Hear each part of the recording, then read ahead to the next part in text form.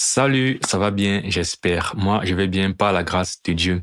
Bienvenue dans cette nouvelle vidéo de prédication de l'évangile en ligne.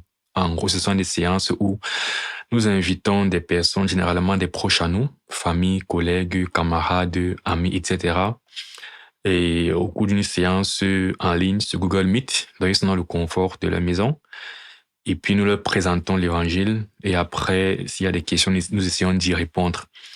Donc, pour cette séance, on va plus tarder. Je vais partager mon écran et c'est parti. Yvan, est-ce que tu peux prier pour nous, s'il te plaît? Prions. Père, gloire te soit rendue pour ce moment une fois de plus. Merci pour tout ce que tu as attiré à cette séance ce soir, Père. Maintenant que nous voulons écouter le frère Mika, nous te prions de disposer les cœurs et de fortifier le frère afin qu'il parle vraiment selon ta vérité et que ta vérité touche les cœurs, Seigneur Dieu. Viens et sois au contrôle. En Jésus-Christ, nous te prions. Amen. Amen. Ok, Mika, je te passe tu peux présenter ton écran. Par Oui, souci oui. de fluidité, n'hésitez pas à peut-être fermer vos caméras.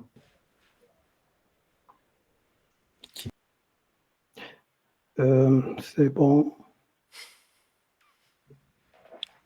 Oui, je vois ton écran partagé. Il faut un peu demander si les autres voient aussi, s'il te plaît. Je vois les retours positifs. Vas-y, ça semble bon. Oui, Guéry. Ok, j'imagine que c'était pour dire OK. Donc, tu peux aller, Mika. OK. Bonsoir encore à tous. Le titre du message d'évangile d'aujourd'hui est intitulé « Comment être réconcilié avec Dieu ?» 2 points, de la mort à la vie. Bon, voilà comme le message le dit. Le titre dit, le titre parle de réconciliation pour montrer qu'il y a eu une séparation à un moment. Je vais commencer par 1 Timothée 2, verset 3 à 4, qui parle d'une volonté de Dieu.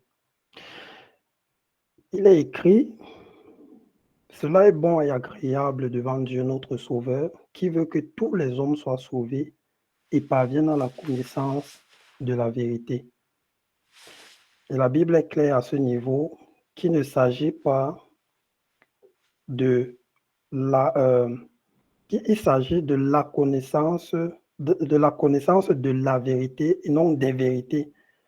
Parce que généralement, les gens représentent plusieurs vérités. Tu as ta vérité, j'ai ma vérité. Mais la Bible est fixe et stricte dessus. Il y a une seule vérité et c'est cette vérité-là que Dieu veut que les hommes parviennent à cette connaissance après pour être sauvés.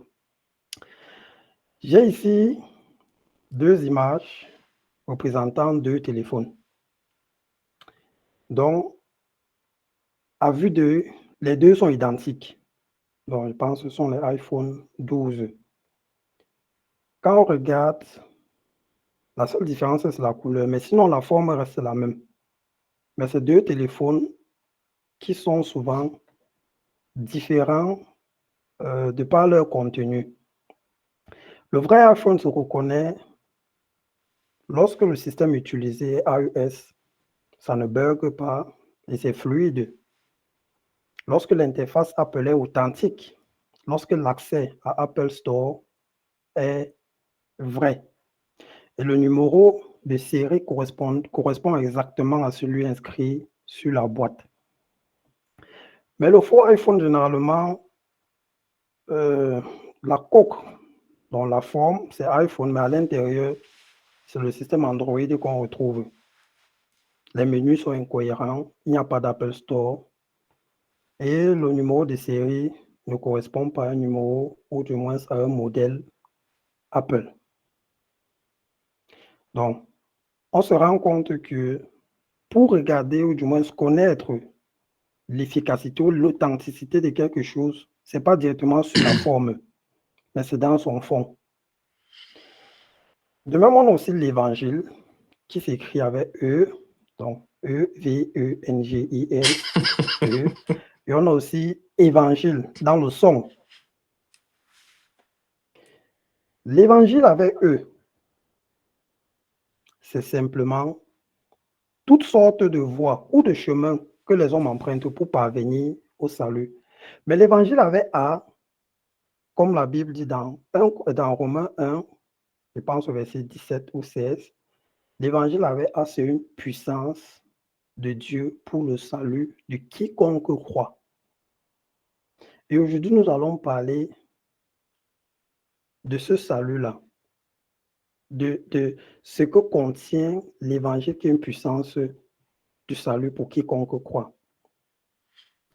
C'est pas pour dire qu'il y a plusieurs évangiles d'ailleurs, parce que Paul lui-même le dit déjà dans Galates, chapitre 1, verset 6, quand il reprend les Galatiens, il dit « Je m'étonne de la rapidité avec laquelle vous abandonnez celui qui vous a appelé par la grâce de Christ pour vous tourner vers un autre évangile. » Comme s'il pouvait y avoir un autre évangile. Mais il y a des gens qui sèment le trouble parmi vous et qui veulent renverser l'évangile de Christ. Qu'est-ce que l'évangile de Christ? Commençons à la Genèse. Genèse chapitre 2, le verset 7, montre la création de l'homme. Et la Bible montre que ça a été une œuvre particulière, car elle n'a pas été faite comme les autres éléments de la création, le jour, les étoiles, le firmament et autres. Donc, du premier au cinquième jour, Dieu a toujours dit, et la chose fut. Mais pour l'homme, Dieu aurait pu aussi dire que l'homme soit, et l'homme devait apparaître. Mais Dieu ne l'a pas fait ainsi. Dieu a façonné l'homme de la poussière de ses mains, à son image et à sa ressemblance. Ensuite, Dieu a mis son esprit en l'homme.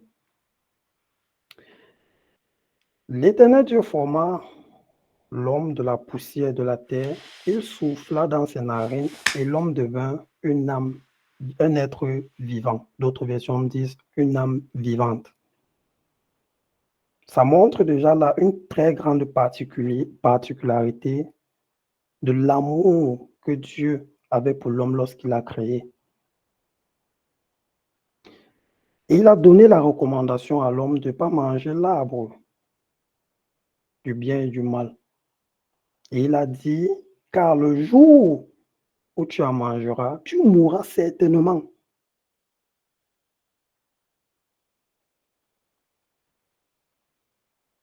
Et Genèse 3, verset 6 à 7 nous montre la désobéissance de l'homme et de la femme. La femme vit que l'arbre était bon à manger et agréable à la vue, et qu'il était précieux pour ouvrir l'intelligence. Elle prit de son fruit et en mangea, et elle donna aussi à son mari qui était auprès d'elle, et il en mangea. Les deux ont vu, c'était agréable à la vue. La convoitise. Après avoir écouté les ruses du serpent, la convoitise est entrée dans le cœur et ils ont désobéi à Dieu. Pour eux, ils ont vu le fruit qui était agréable à la vue. On peut donc dire, tous les péchés que tu pratiques sont agréables pour toi. Soit à la vue, soit au toucher, soit à l'audition. D'une manière ou d'une autre, les péchés, les désobéissances aussi que tu commets sont agréables pour toi. Parce que si tu n'aimes pas quelque chose, tu ne peux pas vivre dans ça. Tu ne peux pas continuer à le faire. Comme récapitulatif de ce qui s'est passé dans le jardin d'Éden, la Bible dit dans 1 Thessaloniciens 5, verset 23, que le Dieu de paix vous rende lui-même entièrement saint et qu'il vous garde parfaitement esprit, âme et corps pour que vous soyez irréprochables lors de la venue de notre Seigneur Jésus-Christ. Donc, il est clair que l'homme a été créé dans le jardin d'Éden avec un esprit, une âme et un corps.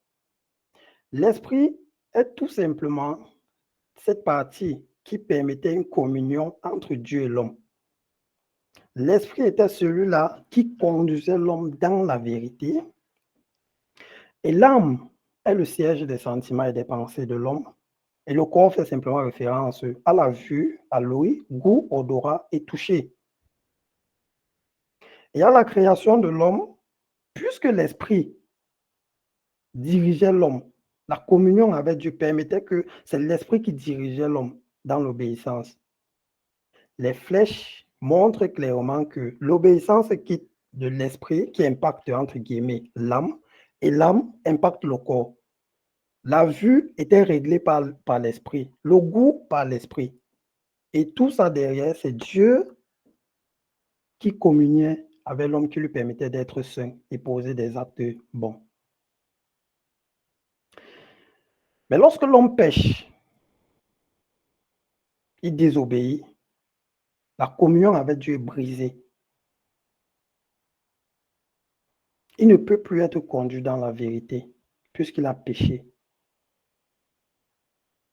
Et qu'est-ce qui se passe après le péché au jardin d'Éden? Le sens change. L'homme n'est plus conduit par l'esprit, mais par ses sens, par la chair. L'homme est séparé de Dieu. Il n'y a plus de communion. C'est pourquoi Genèse 3, verset 8 dit, « Alors ils entendirent, quand Dieu vient, il appelle Abraham. Alors ils entendirent la voix de l'Éternel Dieu qui parcourait le jardin vers le soir. Et l'homme et sa femme se cachaient loin de la face de l'Éternel Dieu, au milieu des arbres, montrant que la communion a été brisée. Et cette même attitude existe encore aujourd'hui. On voit qu'après avoir péché, l'homme ne voulait plus rester à la présence de Dieu.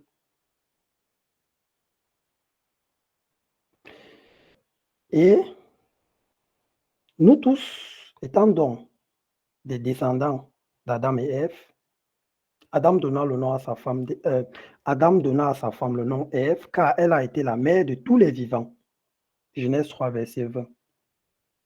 Et ayant péché, ayant été souillé, il ne peut plus sortir de l'homme un homme pur, comme Job 14, verset 4 nous dit. Psaume 51, verset 7. David dit, « Je suis né dans l'iniquité et ma mère m'a conçu dans le péché. » Romains 3, verset 10. Selon qu'il est écrit, il n'y a point de juste, pas même un seul. Donc, s'il y a quelqu'un qui se croit peut-être pas juste parmi nous parce qu'il fait X ou quelque chose, il se trompe. Parce que, comme on a vu au début, Dieu veut que les hommes parviennent à la connaissance de la vérité. Pas des vérités, mais de la vérité. Et la vérité est que tout homme né d'une femme et d'une femme et d'un homme naît pécheur. Il ne peut pas être juste. Et quelle a été la conséquence du péché? Ésaïe 59, verset 1 à 3 dit, « Non, la main de l'Éternel n'est pas trop courte pour sauver, ni son oreille trop dure pour entendre. Mais ce sont vos crimes qui mettent une séparation entre vous et votre Dieu. Ce sont vos péchés qui vous cachent sa face et l'empêchent de vous écouter. » Donc pendant ta vie sur terre, Dieu fait tout pour te réconcilier avec lui, puisqu'à cause du péché, tu es séparé de lui. Et la mort du corps, quand on dit quelqu'un est mort là, ce n'est que le début de l'éternité là. Et si souvent tu te poses la question genre, où est-ce que je vais aller après la mort, après ma mort, c'est pas pour rien. Cela te rappelle simplement que l'éternité t'attend et que le choix de l'endroit où tu passeras se fait maintenant. C'est pas quand tu vas mourir. C'est pas quand quelqu'un meurt, qu'on le porte, on l'amène à l'hôpital, on dit au docteur, soigne-le. Mais c'est avant, quand il détecte la maladie, il se rend rapidement à l'hôpital. Et c'est pareil, Dieu te permet d'avoir la pensée de l'éternité pour que maintenant tu puisses dire et choisir où est-ce que tu vas passer cette éternité. Ecclésiaste 3, verset 11. Dieu a mis la pensée de l'éternité dans le cœur de chaque être humain. Récapitulatif, l'homme à la base, avait une communion avec Dieu. La communion a été rompue. L'homme n'est plus guidé par l'Esprit de Dieu, mais plutôt par ses sens qui influencent son homme. Ça veut dire que l'homme est mort spirituellement. Il n'y a plus de communion avec le Créateur. Et l'une des conséquences aussi, c'est que l'homme ne comprend plus les choses de Dieu. 1 Corinthiens 2, verset 14. Mais l'homme sans Dieu ne reçoit pas ce qui vient de Dieu, de l'Esprit de Dieu. À ses yeux, c'est pure folie. Il est incapable de le comprendre, car seul l'Esprit de Dieu permet d'en juger. Donc, non seulement il ne comprend plus, mais pour lui, c'est une folie. Quand on dit à quelqu'un, tu peux être sauvé avant même de mourir. Parce que pour beaucoup, tu peux par exemple croire que c'est quand tu vas mourir, on va écrire repose en paix, alors Dieu aura pitié de toi. Non, c'est quand il va mourir que Dieu va me juger. Ne me juge plus. Vous aimez trop juger. Et on dit le salut, c'est maintenant. C'est étant vivant que tu dois faire ton choix. Pour les gens, c'est illogique. Comment ça quelqu'un peut savoir qu'il est sauvé sur cette terre? Et puisque l'homme trouve maintenant la vérité de Dieu comme une pure folie, qu'est-ce qu'il fait? Il travaille donc à lui-même trouver la solution et sortir de la situation du péché pour avoir la vie éternelle. Et comme solution de l'homme étant séparé de Dieu, ce sont les bonnes œuvres. Qu'est-ce qu'une bonne œuvre? C'est un acte juste, fait avec un cœur droit, motivé par l'amour et en accord avec Dieu. Simplement, la définition montre que aucun homme qui n'est pas en accord avec Dieu ne peut poser une bonne œuvre. C'est pourquoi Ésaïe 46, verset 12 dit, « Écoutez-moi, gens endurcis de cœur, ennemis de la droiture. Tout homme séparé de Dieu est ennemi de la droiture, quoi qu'il fasse. Il ne peut pas faire de bonne œuvre. » D'autres essaient de se réconcilier avec Dieu par la religion, les philosophies. Et dans la religion, on voit l'homme qui veut monter vers Dieu. Or, l'évangile, c'est Dieu qui descend vers l'homme. Et dans la religion, on voit aussi des personnes qui pensent que, OK, le fait de partir à l'église, le fait de partager autour de soi, le fait d'aider, le fait de payer la dîme, le fait de faire les dons à l'orphelinat, le fait de prier, le fait de jeûner. L'homme se mortifie, il essaye de se créer des choses espérant. Parce que même en faisant ça, il n'est pas sûr à 100% qu'il va aller au ciel. Il fait tout ça, le jeûne, prière, dîme et tout ça. Et après, c'est encore juste une espérance. J'espère. Personne ne connaît, c'est Dieu qui connaît.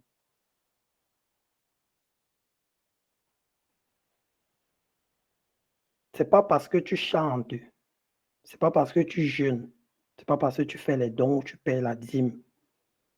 Tout ça, c'est la religion. C'est pas parce que tu fais ça que cette réconciliation va avoir lieu entre Dieu et toi. Et d'autres optent pour la moralité. Je fais l'effort de ne pas déranger mon prochain. Je respecte les autres.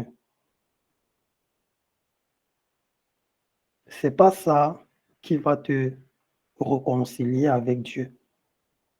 Et d'autres ont pour moyen l'argent. Comme quoi tu meurs, on paye une messe d'action de grâce pour que les personnes restent prier pour toi qui es au purgatoire, afin que tu sois lavé et tu entres au paradis. Est-ce la vérité dont Dieu parle dans l'Évangile? Est-ce par ça que la puissance de Dieu qui offre le salut par l'évangile te sauvera. Dans Somme 49, verset 8 à 9, il est écrit concernant tout l'argent, ils ne peuvent se racheter l'un l'autre, ni donner à Dieu le prix du rachat. Le rachat de leur âme est cher. Il n'aura jamais lieu.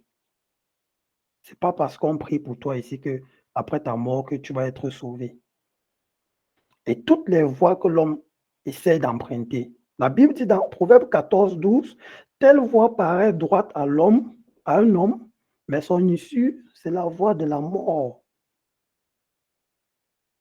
Tout ce que tu fais pour te réconcilier avec Dieu de tes propres forces, Dieu dit que la voie, c'est la mort. Généralement, quand quelqu'un meurt, on dit à toi les fleurs, à nous les larmes, tu mérites. J'écoute souvent les gens, quelqu'un est mort, elle n'a même pas été réconciliée avec Dieu. On dit, tu mérites, va te reposer. Repose-toi de tes œuvres. Le Seigneur a donné, le Seigneur a repris. Avance-toi, on arrive après. Repose en paix. RIP.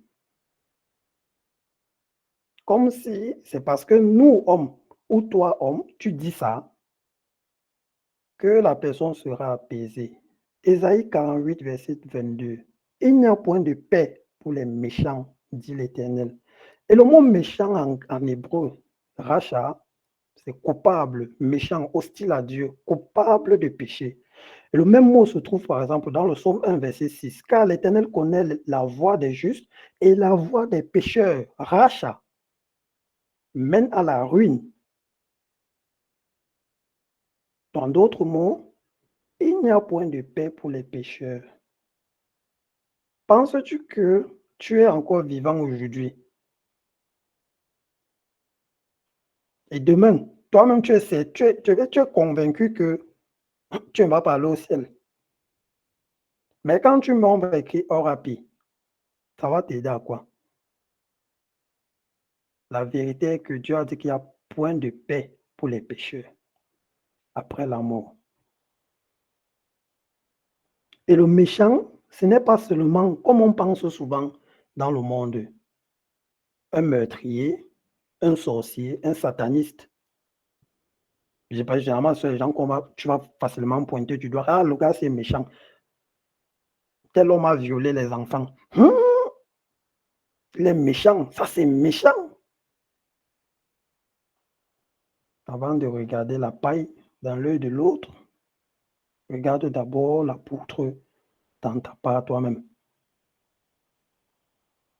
Qui est donc le méchant selon Dieu?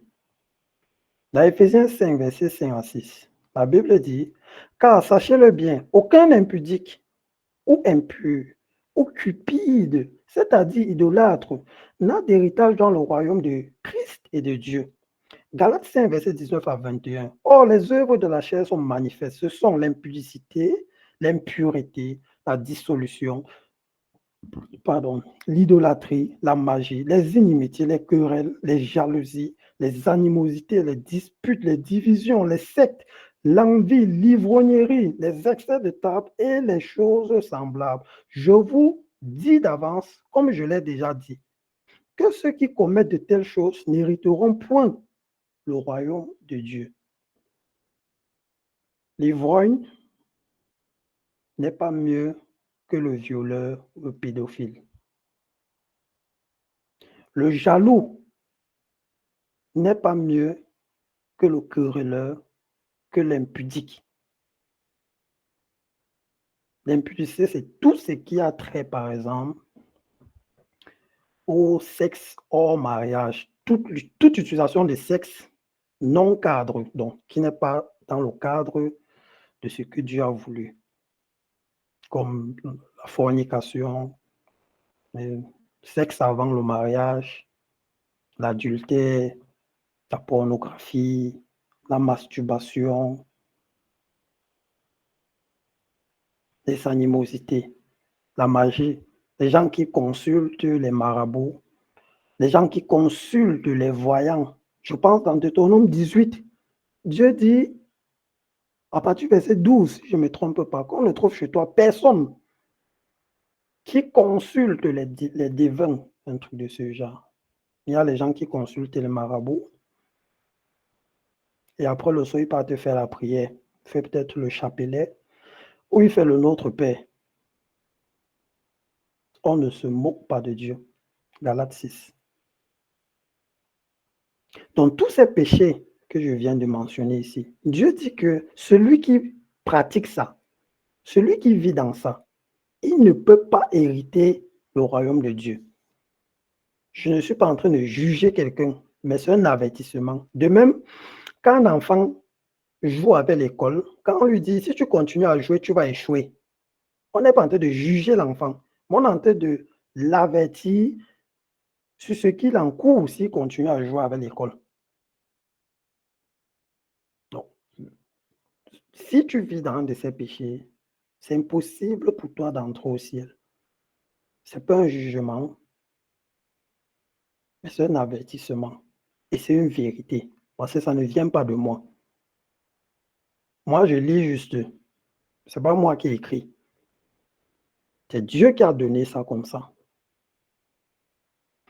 Et dans Apocalypse 21, verset 8, mais pour les lâches, les incrédules, les abominables, les meurtriers, les impudiques, les enchanteurs, les idolâtres et tous les menteurs, leur part sera dans les temps ardents de feu et de soufre, ce qui est la seconde mort. Ça veut dire la mort que tu vas avoir sur terre, ce n'est que la première. Si tu n'es pas sauvé, c'est la seconde mort qui t'attend. Hébreux 9, verset 27, il est donné à l'homme de mourir une fois, après quoi vient le jugement. C'est à ce moment-là que tu seras jugé. La seconde mort, c'est réel. C'est réel. Et le Seigneur dit tous les menteurs. Déjà, il y a les gens qui disent qu'il y a les bons mensonges et les mauvais mensonges. Que tu devais faire comment? Toute vérité n'est pas bonne à dire. C'est Dieu qui a dit ça. Tous les menteurs, quel qu'en soit ton mensonge, le Seigneur dit ta part sera dans les temps ardents de feu et de soufre. Et c'est pour toute une éternité. La vie sur cette terre, comparée à l'éternité, c'est comme une goutte d'eau à côté de l'océan. Veux-tu passer ton éternité dans les temps ardents de feu à cause du mensonge, à cause de l'impudicité, à cause de la masturbation, à cause de la jalousie, à cause même il y a même des personnes qui ont déjà eu à avorter. Veux-tu passer l'éternité à cause de ces choses-là? L'éternité n'a pas de fin. Apocalypse 20, verset 15. Je vous invite à lire à partir du verset 11 chez vous. Et vous verrez ce qui va se passer au jugement. Mais je prends sur le verset 15 qui dit « Quiconque ne fut pas trouvé écrit dans le livre de vie fut jeté dans les temps de feu. » C'est une réalité. Dieu prévient. Et c'est par amour qu'il le fait. Parce que les gens ont l'habitude à dire « Non, Dieu est amour, il va me comprendre. Dieu n'est pas un homme. Dieu est compatissant, mais Dieu est juste aussi. » Dans Nombre chapitre 23, verset 19, il est écrit « Dieu n'est pas un homme pour mentir. Dieu et sa parole sont un. Il est amour, c'est vrai. Il est miséricordieux, c'est vrai. Et dans son amour, il te fait donc comprendre que là où tu es là, tu es séparé de lui. À cause de tes péchés, il y a une séparation entre toi et lui. Dans son amour, il te dit que si ton nom n'est pas écrit dans le livre de vie, tu seras jeté dans les temps de feu. Dans son amour, il te dit, si tu ne te réconcilies pas, ta place sera dans les temps ardents de feu et de soufre. Ce sera, je vais dire, même si tu as seulement menti, un petit mensonge, tu vas te retrouver là-bas avec le violeur, que tu étais sur terre, on te dit que celui-là, c'est un cas.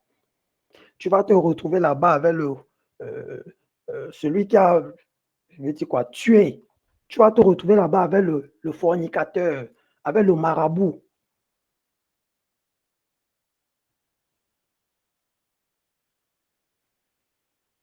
Romains 10, verset 3. Ne connaissant pas la justice de Dieu et cherchant à établir leur propre justice, ils ne se sont pas soumis à la justice de Dieu.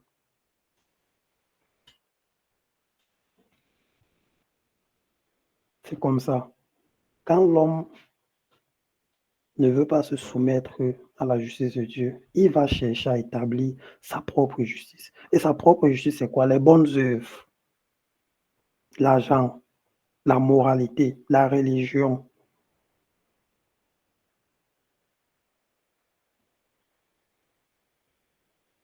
Mais il y a une bonne nouvelle. C'est que Dieu ne fait jamais les choses à moitié. Dieu, déjà jusqu'ici, t'a montré ce qui t'attend. Peut-être tu vas te poser maintenant la question, ok, ça veut donc dire que nous tous nous sommes perdus. Oui, nous tous nous sommes perdus à la base. Moi-même, j'étais perdu. Moi, j'ai vécu dans la masturbation, la pornographie, le mensonge, le vol, les charlatans, les marabouts. J'ai eu à visiter les marabouts. Si tu n'es pas encore réconcilié, moi, je te garantis que j'étais comme toi. Donc, ce que je suis en train de parler ici, ce n'est pas le film que j'ai regardé, je suis venu rapporter. Mais c'est la transformation, la nouvelle vie que Dieu m'a donnée que je viens partager.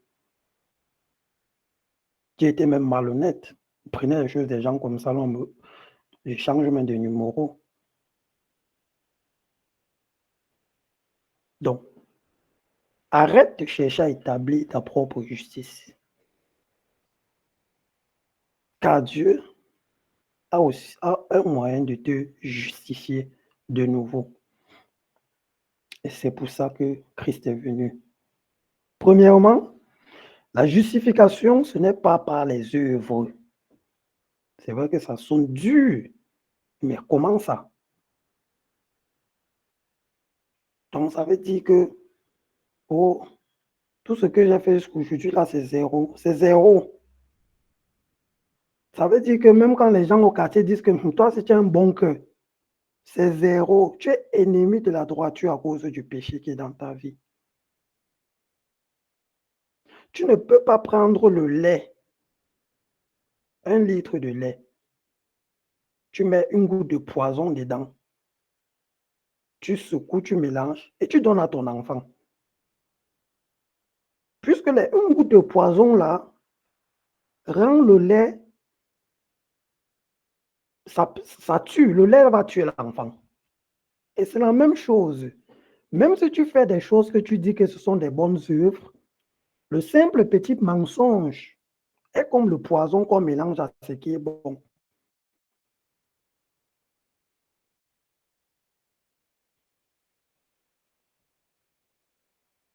La Bible dit, ce n'est pas par les œuvres que l'homme est justifié.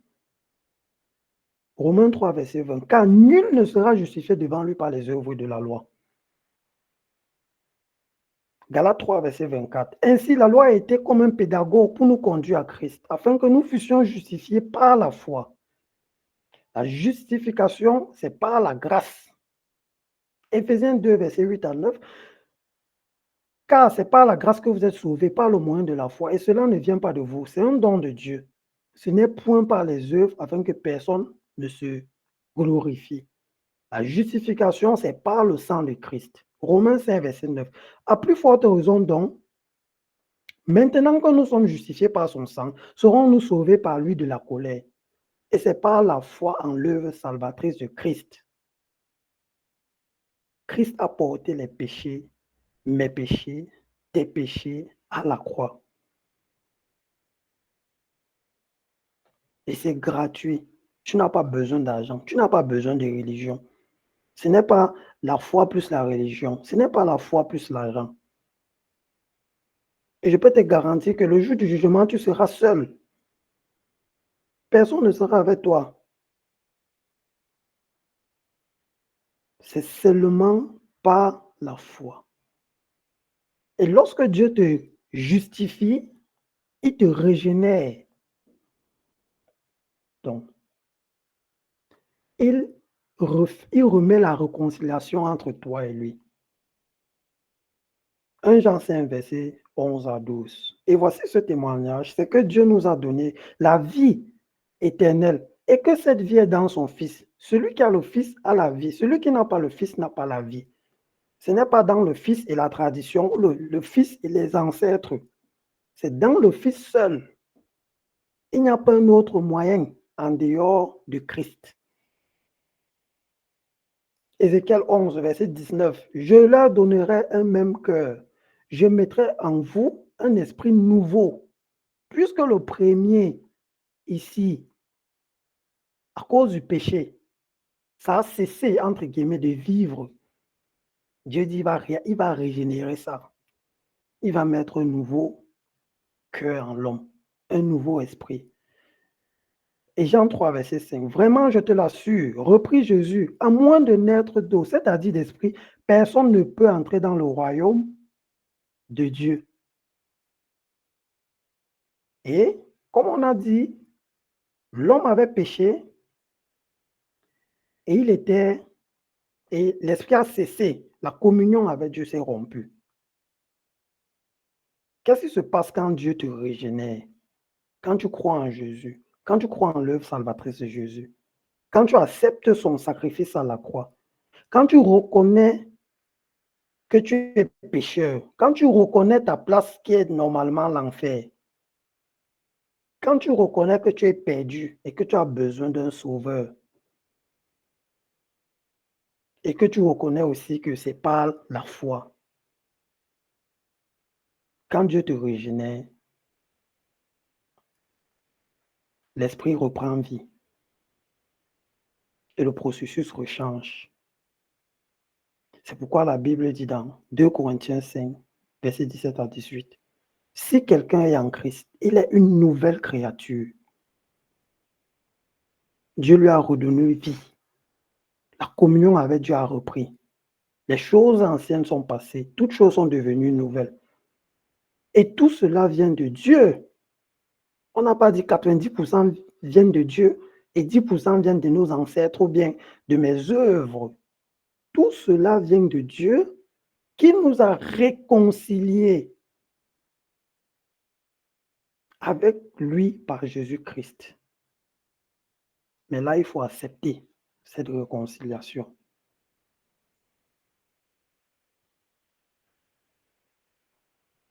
Je termine avec encore 2 slides.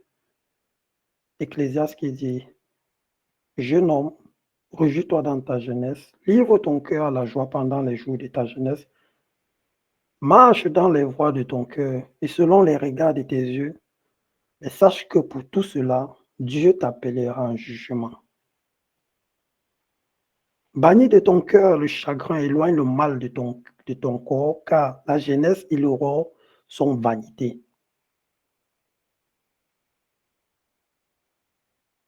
Hébreux 4, verset 7. Aujourd'hui, si vous entendez sa voix, n'endurcissez pas vos cœurs. Le salut est disponible pour tous. Et ce salut est illimité. Mais en fait, il est limité par le propre rejet de l'homme. Ça, c'est l'évangile qui est une puissance de Dieu pour le salut de quiconque croit. Demande à Dieu de venir faire dans ta vie ce que par tes propres œuvres, ce que par tes propres forces, tu ne peux pas faire. Tu ne peux être sauvé que par Jésus-Christ. Et tout ce qu'il demande, c'est que tu sois reconnaissante que oui, j'ai besoin d'un sauveur.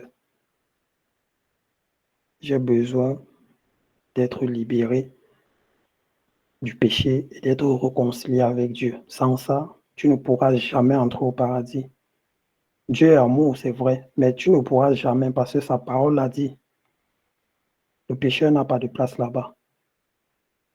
Je conclue en disant, Dieu n'enverra personne en enfer.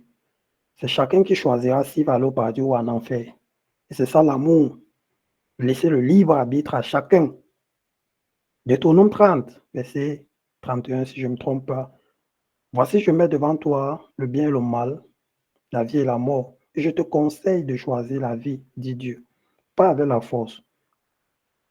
Par amour, Dieu te laisse la liberté de choisir si tu vas aller au paradis ou en enfer. Merci. C'était tout. S'il y a des questions.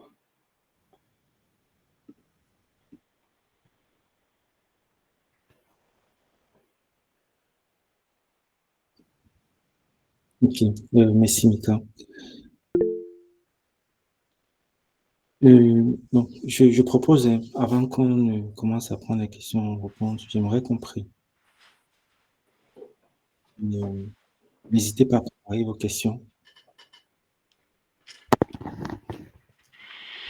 Donc, je peux prier. Seigneur, nous te disons merci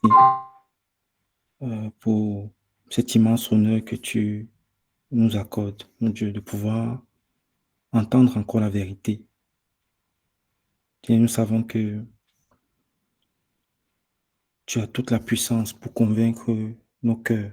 Mon Dieu, c'est au-delà des phrases, bien au-delà des mots qu'on peut utiliser.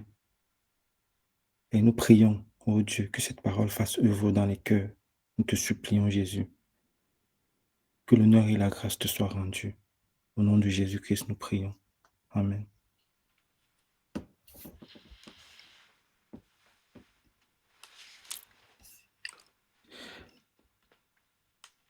Ok.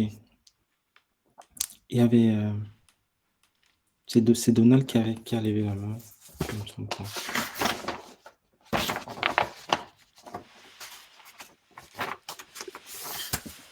Ok, bonsoir à tous.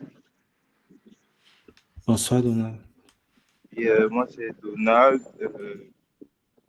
J'ai été invité par Jordan Sepiem. Donc, depuis que je suis dans les transports, je suis toujours dans les transports. En fait, moi, ma question elle est très simple. Merci déjà pour la présentation qui a été faite. C'était vraiment très enrichissant. Donc, moi, je vais faire pour ma question la suivante.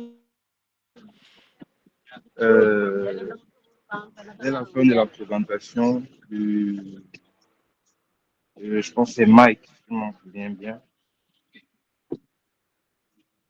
Il a dit Dieu, par son amour, il va donner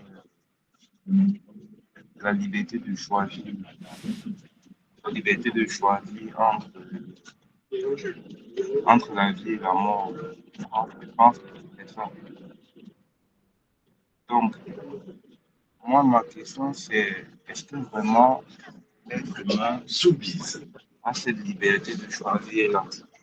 L'être humain a vraiment le choix qu'il appartient. Je prends pour exemple dans Romains où,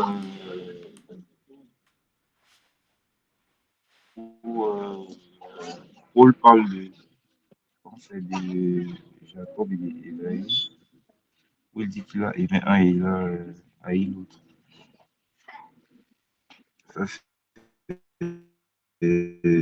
c'est Romains 9. Romains 9. Également dans le même Romains 9, l'apôtre Paul parle de Pharaon. C'est beaucoup, Tu as ça. cité un dicteur que sa parole ou bien sa gloire sont manifestées. Donc, pour faire quoi, est-ce qu'il y a des gens qui sont prédestinés à avoir une telle vie, je ne sais pas trop, ou bien l'homme a vraiment son libre arbitre, quoi. Et désolé pour le son, je suis dans les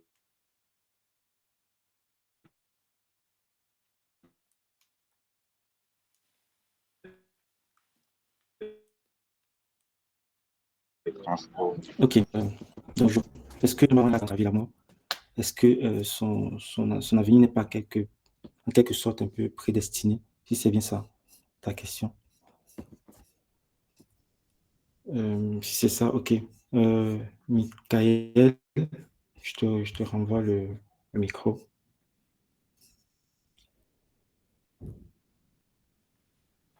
Je vais chercher d'abord Romain.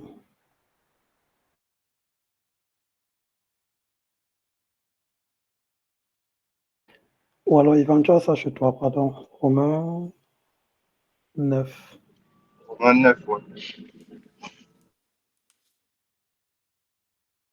Oui, Mika, tu as dit? Tu peux pas afficher Romain 9 là chez toi, pardon. Ouais. Mais tu es en train de partager ton écran.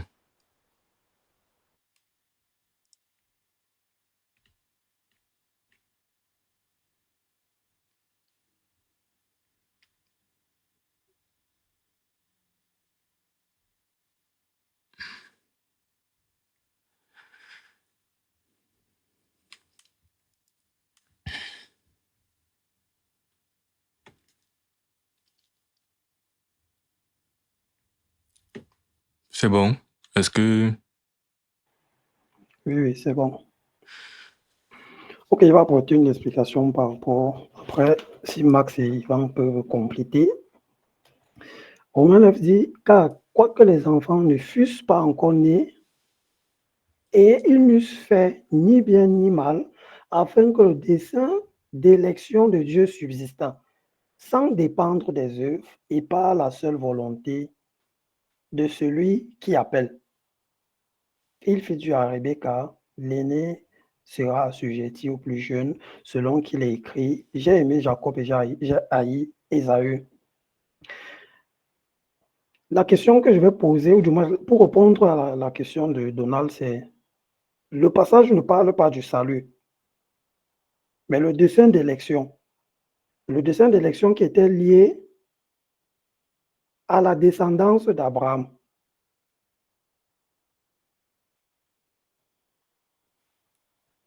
Le verset ne mentionne pas que Jacob a été sauvé parce que Dieu a choisi. Dieu a dit que Jacob va être sauvé et Ésaü ne va pas être sauvé. Mais ça parle simplement du fait que Dieu a choisi faire venir la descendance d'Abraham par Jacob et non par Ésaü. Et le fait même aussi qu'on dise qu'ils n'ont fait ni œuvre, ils n'ont rien fait pour que Dieu puisse choisir. Je vais un peu avancer, je vais pousser un peu plus loin pour montrer que ça revient un peu, peut-être, ça revient aussi un peu au salut, montrant que pour que Dieu choisisse ou bien pour que Dieu fasse quelque chose, il n'a pas besoin que les hommes fassent des œuvres. En ce qui concerne particulièrement le salut, ça ne dépend pas des œuvres pour amener ça de l'autre côté de l'évangile. Mais si on reste dans le contexte, on parle ici de choisir le dessein d'élection, pas le dessein du salut, afin que le dessein de l'élection de Dieu subsista, et non le dessein du salut que Dieu offre subsiste.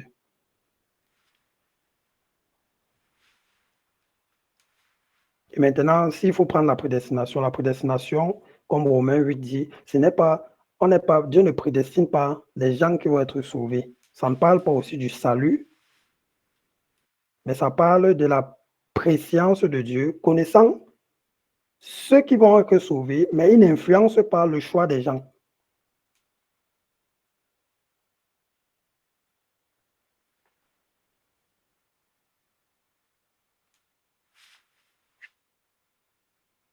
Je ne sais pas si Yvan a quelque chose à ajouter. Ouais, c'est comme tu as dit. Donc, à celui qui a posé la question, dans ce passage, Dieu, si tu lis Genèse 33, tu vas voir que le personnage Ésaü a fini en fait une vie heureuse avec son frère Jacob. Donc, comme Mika disait, le passage en fait ne dit pas qu'il a choisi que Ésaü parte en enfer et Jacob au paradis. Tu vois. Mais ça définit effectivement que pour être sauvé, il y a une lignée en fait qui part d'Abraham, qui passe par, il fallait choisir entre Isaac et Ésaü. Et il veut dire, et Ismaël, c'est passé par Isaac. Tu vois. Arrivé maintenant au niveau de Isaac. Isaac a eu 2 fils, Jacob et Ésaü. Dieu a décidé que ça va passer par Jacob. C'est ça qu'on appelle le dessein de l'élection. Et l'autre chose, pour revenir au message initial, la Bible ne se contredit pas. Donc, si on lit que 45 versets dans la Bible nous disent que choisis la vie maintenant, répands-toi et crois. Il faut qu'on comprenne simplement que c'est ce que Dieu veut que nous fassions. Et maintenant, des passages comme celui-ci, il faut les comprendre tout simplement. Mais même si tu ne comprends pas ce passage, l'idée est de se dire qu'on voit clairement que la Bible crie depuis le départ partout que choisis. Donc Dieu serait un peu un menteur s'il nous demande de choisir et pas derrière, en fait, on n'a pas le choix. Donc, mais pour expliquer le passage, c'est que tu as un problème. La réponse simple, c'est que le passage ne parle pas du salut d'Ésaü, de Jacob et de la condamnation d'Ésaü, mais ça parle du dessein de l'élection qui va passer par l'un, indépendamment des autres. Donc, c'est mieux du coup pour ce qui nous concerne de revenir sur le message qui nous est proposé. Et on voit que Dieu nous dit clairement que nous avons le choix de recevoir Jésus-Christ. En d'autres termes, rien ne m'empêche aujourd'hui en fait de dire je reconnais que je suis un pécheur et Dieu sauve-moi. Donc, je vais m'arrêter là pour ne pas trop tirer. Merci, Yvan. Est-ce que c'est clair, Donald? Oui, c'est très clair, merci. Ok, gloire à Dieu. Est-ce qu'il y a une autre question? Nous tendons vers la fin. Sentons-nous libres. On peut ouvrir le micro même sans lever la main. On peut laisser un message dans le chat. S'il y a une incompréhension. Ou alors...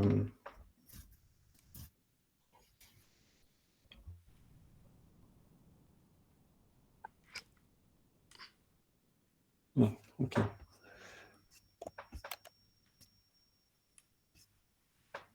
Donc, l'idée,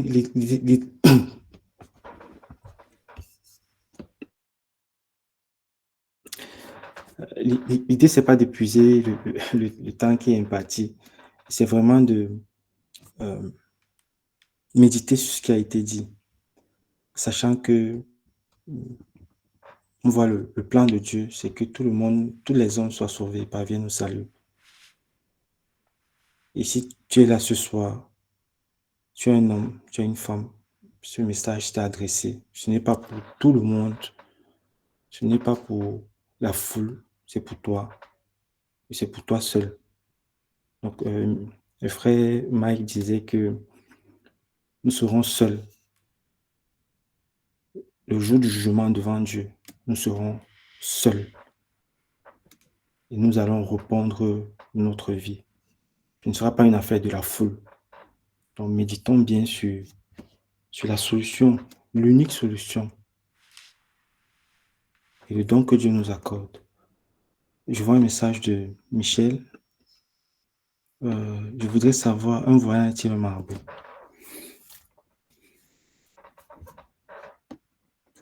Donc, Michel demande si un voyant, c'est un marabout. Du moins, consulter un voyant, plaît-il au Seigneur?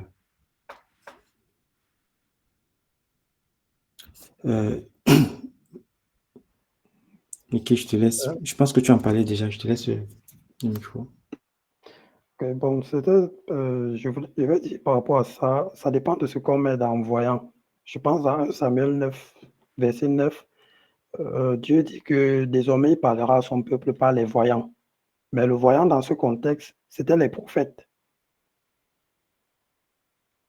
Mais maintenant, si on parle de voyant dans notre langage, le marabout ou bien celui qui prédit l'avenir, Deutéronome 18, tu peux un peu ouvrir ça, Evan, pardon.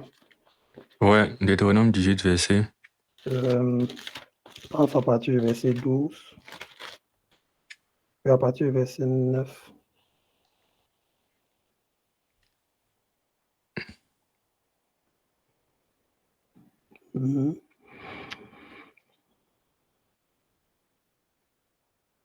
Dieu dit, lorsque tu seras entré dans le pays que l'Éternel ton Dieu te donne, tu n'apprendras point à imiter les abominations de ces nations-là. Qu'on ne trouve chez toi personne qui fasse passer son fils ou sa fille par le feu. Personne qui exerce le métier de devin, d'astrologue, d'augur, de magicien, d'enchanteur. Personne qui consulte ceux qui invoquent les esprits ou disent la bonne aventure. Personne qui interroge les morts. Car quiconque fait ces choses est en abomination à l'Éternel. Et c'est à cause de ces abominations que l'Éternel, ton Dieu, va chasser ces nations de devant toi. Donc, si je me limite aux deux définitions que j'ai données, la première, je pense, 1 Samuel 9, verset 9, le voyant, c'était le prophète. Et le prophète, c'était les Ésaïe et autres. Aujourd'hui, on n'a plus ce genre de personnes spécifiquement par lesquelles Dieu passe pour parler aux hommes, puisque à la mort de Christ, le voile s'est déchiré et tout le monde a accès au lieu saint, tous ceux qui ont cru. Tout le monde peut avoir accès. Maintenant, si on prend le voyant dans le sens du marabout,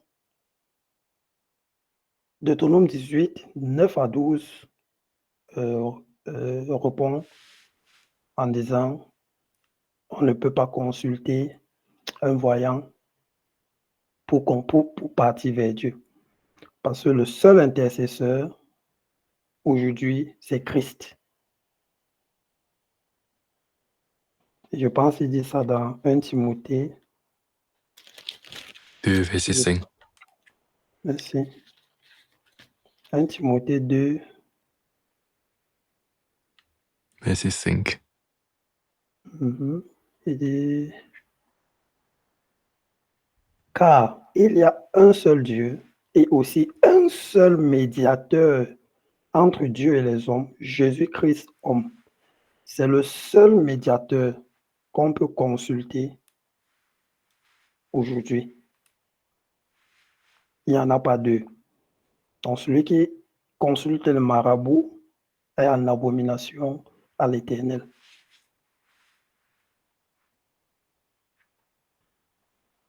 Donc, c'est la réponse que je peux apporter. Merci Mika. Michel, est-ce que c'est OK? Bon, on est censé finir à 21h15. Peut-être en attendant que tu reprennes, Michel. N'hésitez pas à poser des questions. Vraiment, soyez libres. Sachant que c'est un sujet qui est ô combien important. Donc, nous ne laissons pas la foule. Donc, quand je dis la foule, nous sommes à peu près une trentaine. Il n'y a pas de questions bêtes. Il n'y a pas de questions sautes ou idiotes.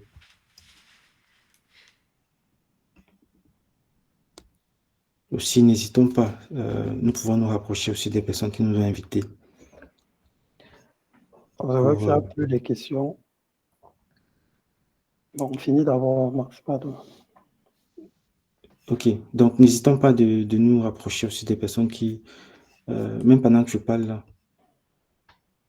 il y a Alain Gilles qui dit j'ai du mal à comprendre comment on a effectivement le choix de suivre la parole de Dieu ou pas, alors que Dieu lui sait déjà qui fera le choix de suivre sa parole.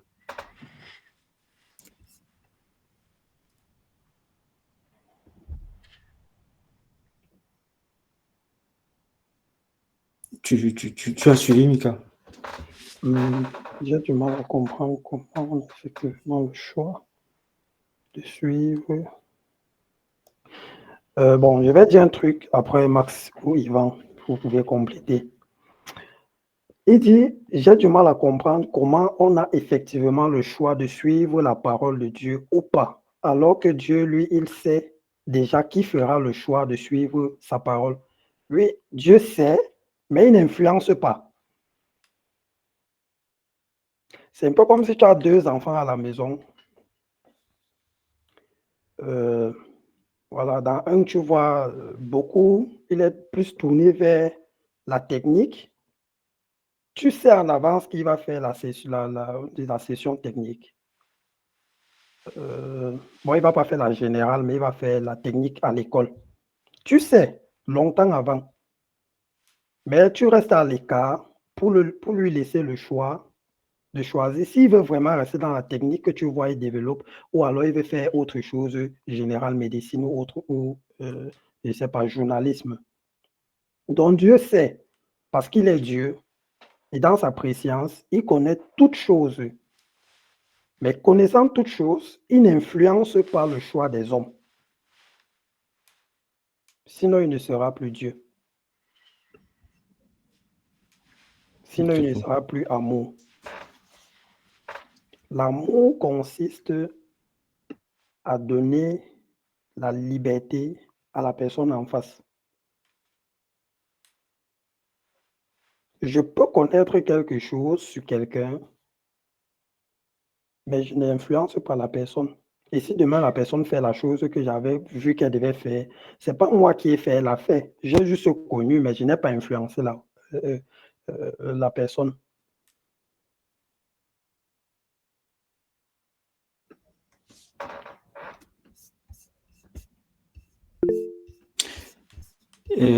Yes. Peut-être avant que... Je ne sais pas si ça te va, Alain Gilles. Peut-être qu'il faut parler de la notion aussi de libre arbitre. Mika était en train de parler de l'amour de Dieu. Ça se manifeste aussi par ça. Je veux dire que Dieu ne crée pas des robots. Donc, il nous a créés à son image et à sa ressemblance. C'est-à-dire en nous donnant la capacité d'entrer en communion avec lui, mais en nous laissant la liberté, la pleine liberté de choisir d'entrer en communion avec lui ou pas. Il aurait pu créer des êtres qui n'ont qu'une seule direction, qui ne répondent à une seule chose, qui ne lui obéissent, qui lui obéissent au doigt et à l'œil, du moins qui n'ont pas exprimé du moins l'expression de leur volonté. Mais Dieu a créé un homme avec tous ces ensembles, avec dans tout son ensemble, avec la possibilité de librement recourir à Dieu et de faire de lui son Dieu. Mais donc, on ne peut pas enlever à Dieu cet attribut d'omniscience et d'omniprésence. Il connaît toutes choses. Il connaît toutes choses. Et on peut encore trouver ça dans Éphésiens, qui parle de ce que Dieu avait préparé les temps d'avance. Il avait préparé d'avance que le salut serait en Jésus-Christ, avant même de créer l'homme. Donc, avant de créer l'homme, avant même que Adam ne pêche, et que Dieu savait déjà, parce que c'est dans ses attributs, il connaît toutes choses, mais il donne à l'homme la possibilité clairement de faire le choix. Et comme il donne la possibilité à l'homme de faire le choix, il donne aussi à l'homme la possibilité d'assumer ce choix-là. C'est pourquoi à la fin, il appellera tous les hommes en jugement, parce qu'il a donné cette responsabilité. Donc, je vois Donald. Je ne sais pas si c'est clair pour toi, Alain.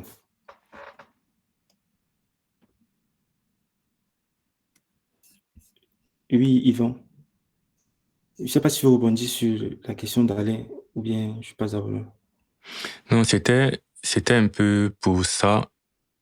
Parce qu'il y a un truc qui revient. Dans les deux questions, il y a un truc qui revient en arrière là. Je voulais juste appuyer ça. Tu as dit que Dieu donne le choix et c'est pour ça qu'il va nous juger. Ce qui revient un peu en arrière de ces deux commentaires, c'est un peu comme si on ne se rend pas compte, mais on veut juger Dieu. Je vais dire quoi par là? Bon, mais que je parlais plus de la diapositive qui cite de renom, où il dit que choisis la vie. Je mets la vie là, moi, choisis la vie là. Non, je dis ça comme ça, ce n'était pas sur le PowerPoint. Ah, d'accord. Non, c'était pour dire que si la Bible nous dit clairement que Dieu nous commande de choisir, c'est ce que j'ai appuyé tout à l'heure. Si on voit à plusieurs reprises que dans sa parole, c'est que c'est sa parole qu'il a donnée pour nous les hommes, on voit qu'il nous commande de choisir. Quand on se met derrière, on dit maintenant, à quoi bon choisir parce qu'il sait déjà d'avance. C'est un peu comme si on est en train de juger Dieu, on est en train de dire à Dieu que tu nous embrouilles. Tu me demandes de faire des choses, en fait, ça ne vaut pas la peine. Donc, il y a un peu un côté où, moi, je veux seulement attirer notre attention. La parole de Dieu, en fait, nous a été révélée et il nous dit déjà ce qu'il attend de nous. Donc, pour vous des questions par rapport à puis-je vraiment faire ça, c'est comme si je juge Dieu et j'attribue des intentions malsaines à Dieu, un peu comme si Dieu ne dit pas des choses qu'il va faire.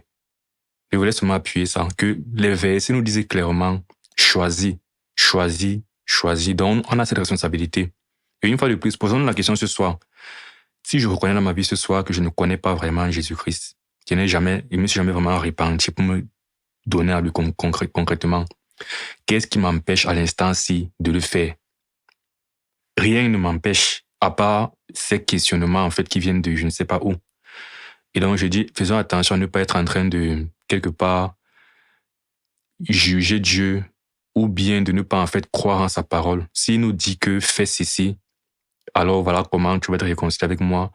Croyons-le et faisons-le. Jésus a dit, crois et tu verras la gloire de Dieu dans Jean 11.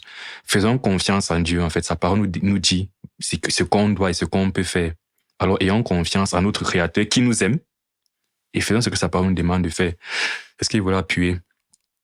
Merci, Mika, pour le partage.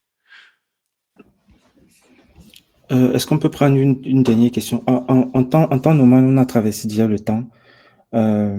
Donc, si vous êtes là, j'imagine que c'est parce que vous trouvez l'intérêt y est toujours. Donc, sentez-vous libre. Hein. Je pense qu'on peut se donner encore, je ne sais pas, 5 minutes. S'il y a d'autres questions, sentons-nous libres. Voilà. Mais en se rappelant que ce n'est pas juste une info comme ça. C'est pour nous, Dieu nous rappelle en fait quelle est notre responsabilité. On tournait sur le thème de choisir la vie ou pas. Dieu nous rappelle quelle est notre responsabilité. Je pense que Donald avait la main levée.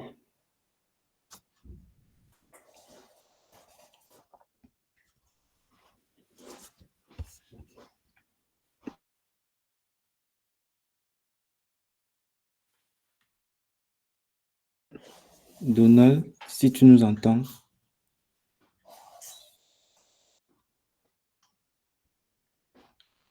Ok. Ok. Donc, on va conclure par là. Oui, je te donne la parole, frère. On va conclure par là. Vas-y, tu peux. Donc, c'était juste un petit exemple pour conclure, non. Dans le sens toujours du choix, de la responsabilité que Dieu donne à l'homme parce qu'il est amour. J'avais écouté un monsieur une fois qui racontait une histoire dans laquelle il disait il y avait 3 hommes dont les 3 étaient malades, des maladies normalement pour les hommes incurables. Je vais prendre pour ce cas le cancer, par exemple, au stade, je ne sais pas, 3 ou 4. Et les 3 souffraient. Un, dans ses recherches, a pu trouver la solution et a été guéri du cancer. Vraiment guéri. Et le médicament qu'il a pris pour être guéri, il les a apportés aux 2 autres. Et il a dit aux 2 autres, voici, nous 3, on souffrait du cancer, phase terminale. On était à 2-3 jours encore de vie. Mais moi, j'ai pris ce médicament, ça m'a guéri. Les 2 hommes, un est entré dans les questionnements. Ça sort d'où? Tu es sûr que tu es guéri? Tu as appris ça ou dans les questions, je vais dire, qui n'aident pas. Et l'autre a accepté de boire le comprimé que le monsieur avait donné. Et il a aussi été guéri. Les 2 sont maintenant venus ensuite avec les médicaments, ils ont déposé ça au chevet du lit du dernier malade. Il a tapé ça du revers de la main. Qui ne veut pas boire ça? Ça veut dire, le problème, ce n'est pas le cancer. Le problème, c'est l'homme qui décide s'il va boire pour guérir ou ne pas boire et mourir du cancer. Nous tous, on est pécheurs, on est séparés de Dieu. C'est ça la naissance. Et quand on grandit, certains vont croire donner leur vie à Jésus avant d'autres. Et c'est ce que nous avons fait. Et maintenant, on vient apporter, disant, cette séparation avec Dieu, voici le médicament Voici comment faire pour être réconcilié de nouveau avec Dieu. Maintenant, chaque homme est libre de dire oui, je vais prendre, ou de dire non, je ne prends pas ça. Dieu ne vient pas forcer quelqu'un à dire non, ne prends pas ça. Ou alors forcer quelqu'un à dire oui, prends. Et c'est ça la marque de l'amour que Dieu a donné à l'homme, de choisir. Est-ce que tu veux le médicament? Tu as deux possibilités. Soit tu prends, tu bois, soit tu tapes ça comme ça là. Et après, n'accuse pas Dieu que c'est lui qui a choisi à ta place. Ceux qui iront au paradis, c'est ceux qui auront choisi que je veux vivre avec toi là-bas, Seigneur Dieu. Et ceux qui n'iront pas au paradis, c'est ceux qui auront choisi, je ne veux pas de médicaments pour guérir de ma situation, de séparer avec Dieu. Et Dieu, dans son amour, va respecter chacune des décisions des hommes. Moi, j'aurais pu dire, non, je préfère rester dans la pornographie. Non, je préfère, tout homme est pécheur. On est tous pécheurs. Je pouvais dire ça. Mais moi, j'ai choisi de me réconcilier avec Dieu. Et chacun d'entre nous est responsable de ses choix. Donc, c'est ce qu'il voulait dire, Max. Merci, Michael. Donc, on va sortir par là. Donc, comme je disais avant que Michael nous prenne la parole, Dieu attend ta réponse, toi qui nous as écoutés ce soir. Ne te dis pas que tu es jeune ou trop jeune, que c'est des questions qui viendront plus tard, que tu vas adresser plus tard. Mais on est déjà assez vieux. On est déjà assez vieux pour mourir quand on est. Et peut-être nous le disons avec des mots peut-être relativement doux, mais il y a une urgence de faire la paix avec Dieu. Parce que personne ne connaît ce qui va se passer dans 2-3 minutes. Personne. Personne ne connaît s'il va voir demain. Et la Bible dit qu'il n'est permis à un homme de mourir qu'une seule fois. Après quoi vient le jugement.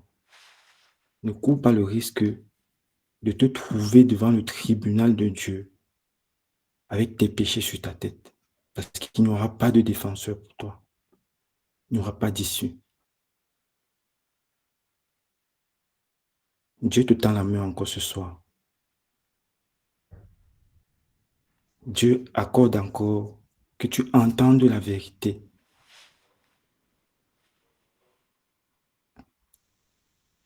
Ne passe pas à côté de cette vérité. Ne te crois pas plus sage que Dieu. Ou alors ne te dis pas, encore une fois, ces choses-ci. Il n'y a pas de salut en dehors de Jésus-Christ. Ne passe pas à côté.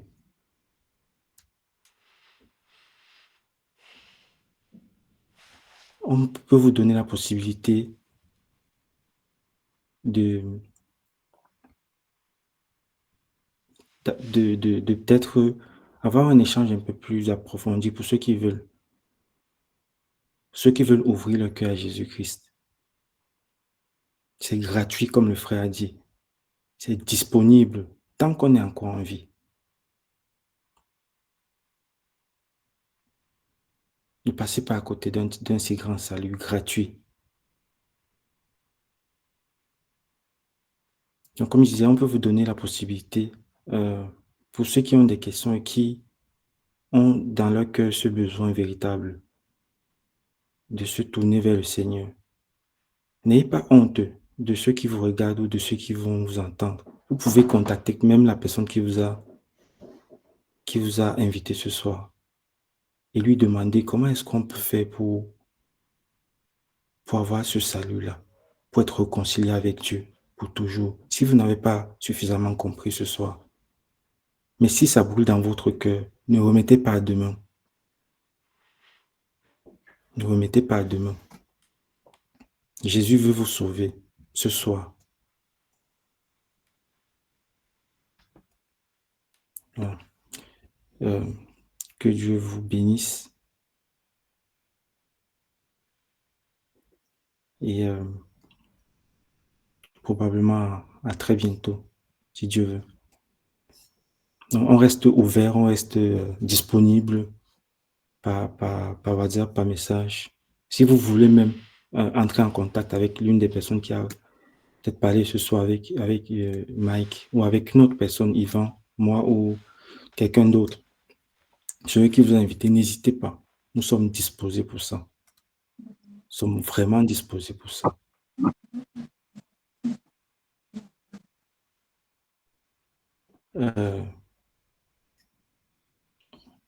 Ok, je vais prier pour qu'on ne se sépare si vous permettez.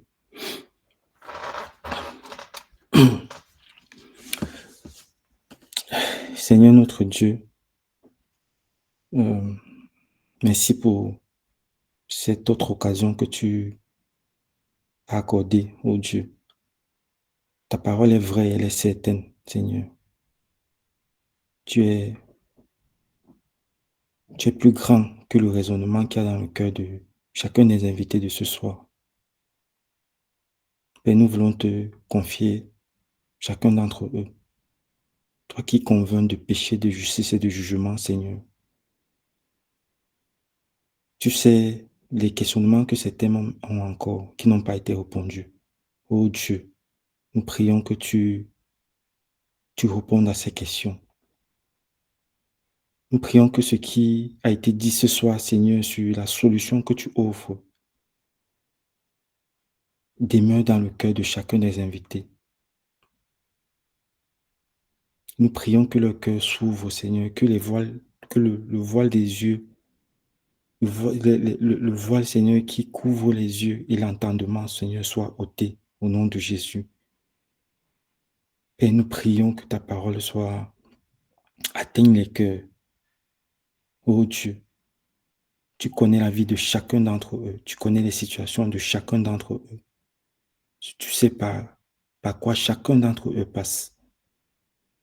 Et notre prière, Seigneur, c'est que chacun dans sa situation, que cette parole parle à son cœur.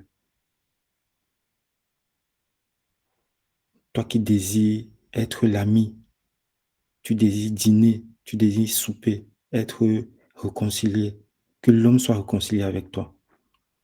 Et je prie, oh Dieu, que tu honores ta parole, que l'honneur et la gloire te soient rendus. C'est au nom de Jésus-Christ que nous te prions. Amen. Amen. Amen. Bonne soirée. Amen. Bonne soirée. Amen. Bonne soirée à tout le monde. Bonne soirée. Amen. Ok. Une fois de plus, on rend grâce à Dieu pour ces opportunités, cet honneur déjà que nous avons de parler de lui à des personnes et l'opportunité qu'il leur donne du coup d'écouter l'évangile. Donc, une fois de plus, voilà, je voulais juste rajouter que le principe aussi avec ces vidéos, ou bien avec ces séances surtout, parce que les vidéos, on les partage pour que d'autres personnes aussi écoutent l'évangile. Mais les séances en elles-mêmes, le principe, c'est que souvent, on a des connaissances en fait dans notre entourage à qui on voudrait prêcher l'évangile, mais on n'y arrive pas pour un certain nombre de raisons. Et donc, l'occasion, en fait, est là. Dans ces séances, on invite des connaissances, on invite des collègues, des amis, de la famille, etc., pour leur parler de l'évangile. Donc, si c'est le cas dans ta vie, dans votre vie, si vous avez des connaissances à qui vous voudriez prêcher l'évangile et vous n'y arrivez pas pour certaines raisons, voilà une opportunité. La valeur ajoutée étant que là, on peut répondre à des questions. Sinon, les personnes peuvent simplement regarder les vidéos en ligne, mais là, c'est une séance où les personnes peuvent venir écouter clairement l'évangile et ensuite poser des questions.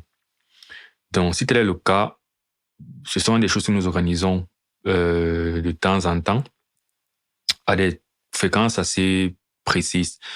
Donc, si vous voulez y participer, amener des proches, vous pouvez me contacter dans les commentaires et comme ça, on entrera en contact et on va organiser à la prochaine séance.